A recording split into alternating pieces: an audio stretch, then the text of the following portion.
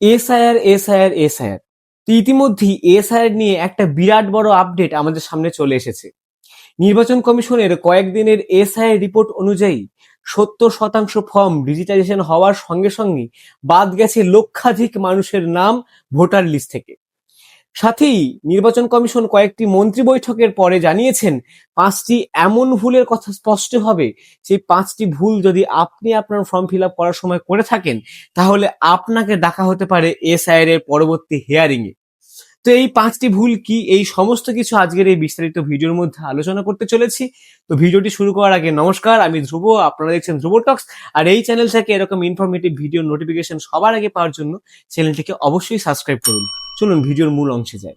তো দেখুন, SIR form পূরণ করেছেন, কিন্তু কোন কোন কারণে আপনাকে হিয়ারিং এ ডাকবে নির্বাচন কমিশন। তো আপনাদের মধ্যে অনেকেই এসআইআর এর ফর্মটি ফিল আপ করেছেন, কিন্তু কাদেরকে হিয়ারিং এ ডাকা হবে আমি এই ভিডিওর মাধ্যমে স্পষ্ট করে বুঝিয়ে বলছি। দেখুন, প্রথমেই লেখা আছে ৯ ডিসেম্বর থেকে আগামী ৩১ জানুয়ারি পর্যন্ত চলবে হিয়ারিং ও ভেরিফিকেশনের কাজ।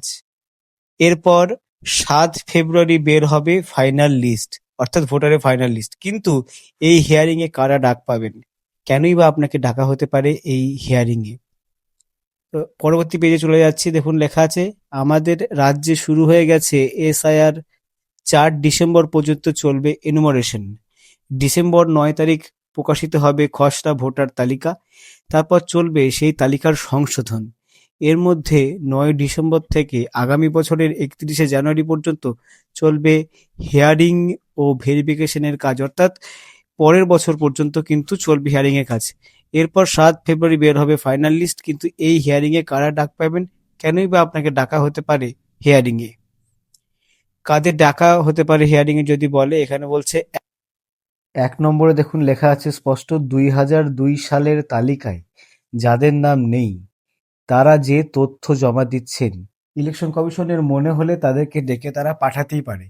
তখন ওই ১১টি নথির মধ্যে একটি নথি আপনাকে দেখাতে হতে পারে। অর্থাৎ ২০০২ সালের ভোটার লিস্টকে যেহেতু গুরুত্ব দিচ্ছে এসআইআর, সেক্ষেত্রে ২০০২ সালের তালিকায় যদি আপনার নাম না থাকে, সেক্ষেত্রে আপনাকে কিন্তু নির্বাচন কমিশন হিয়ারিং এ ডাকতে পারে।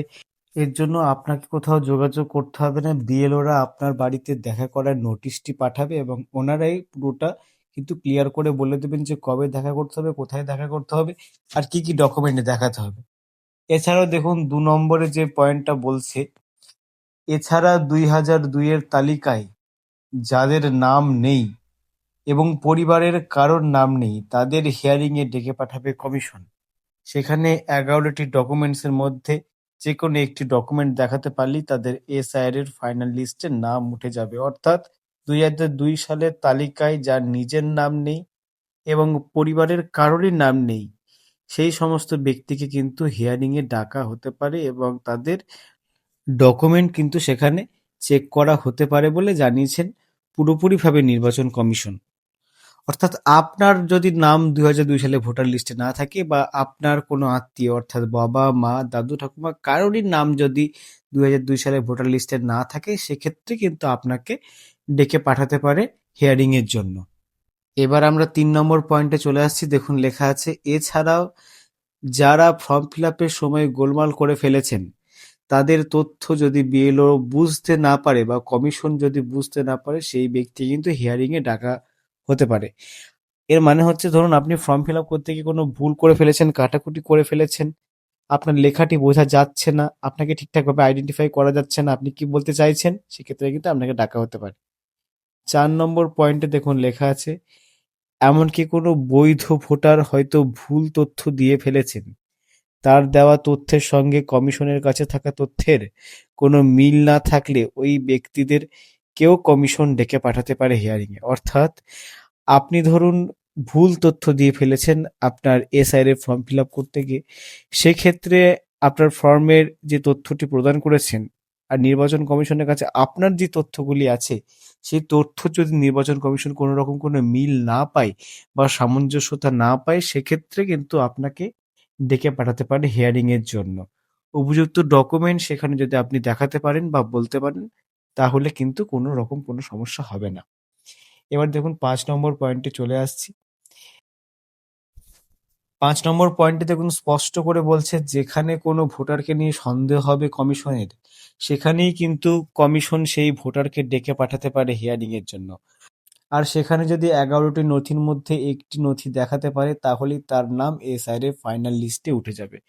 অর্থাৎ আপনাকে নিয়ে যদি কোনো রকম নির্বাচন কমিশনের সন্দেহ হয় যে আপনি ভুল তথ্য দিচ্ছেন, বা আপনার তথ্যের সঙ্গে তাদের কাছে থাকা আপনার তথ্যের, অর্থাৎ কমিশনের কাছে যে আপনার তথ্যটি আছে সেই তথ্যের কোনো মিল নেই, বা আপনার কোনো কোথাও ভুল হচ্ছে, বা কোথাও যদি তাদের বুঝতে অসুবিধা হয়, তাহলে কিন্তু আপনাকে ডাকা হবে হিয়ারিং এর জন্য। এবার দেখুন, ফর্ম ফিল আপে ভুল হলে কি আপনার নাম বাতিল হয়ে যাবে?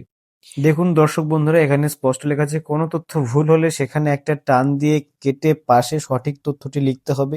নতুন তথ্য লেখার পরে সেখানে সই করা বাধ্যতামূলক।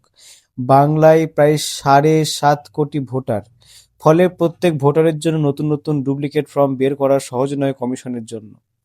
কমিশনের পরামর্শ, ফর্ম ফিল আপের সময় যে ফর্মটিতে একটু বেশি বেশি করে কাটাকুটি হচ্ছে সেই ফর্মটি ভোটাররা নিজেদের কাছে রেখে দিতে পারে, আর একটি ফর্ম কিন্তু তারা বিএলওকে জমা দিয়ে দিতে পারে। অর্থাৎ ধরুন আপনি ফর্ম ফিল আপ করতে গেছেন, সেখানে আপনি ভুল করে ফেলেছেন, সেখানে যদি আপনি একটা দাগ দিয়ে কেটে তার পাশে সঠিকটি লেখেন, সেখানে আপনাকে কিন্তু সই করতে হবে পুরোটাই, যে ওইটা কিন্তু ভুলটা আপনি করেছেন সেটা বোঝানোর জন্য পাশে কিন্তু আপনাকে সিগনেচার করতে হতে পারে। যদি না করেন অন্যথায় কিন্তু অসুবিধা হতে পারে। তো ভিডিওটি দেখে হয়তো আপনারা স্পষ্টভাবে বুঝতে পারলেন যে পরবর্তী এসআইআর এর হিয়ারিং এ ঠিক কাদেরকে ডাকা হবে। আর এরকমই এসআইআর রিলেটেড পরবর্তী আপডেটটি সবার আগে পাওয়ার জন্য চ্যানেলটিকে অবশ্যই সাবস্ক্রাইব করুন। এই ভিডিওটি ভালো লাগলে অবশ্যই লাইক করুন। আর আপনারা যদি এই ভিডিওটি ফেসবুক পেজ থেকে দেখে থাকেন, তাহলে পেজটিকে অবশ্যই লাইক করুন। ততদিন পর্যন্ত নমস্কার।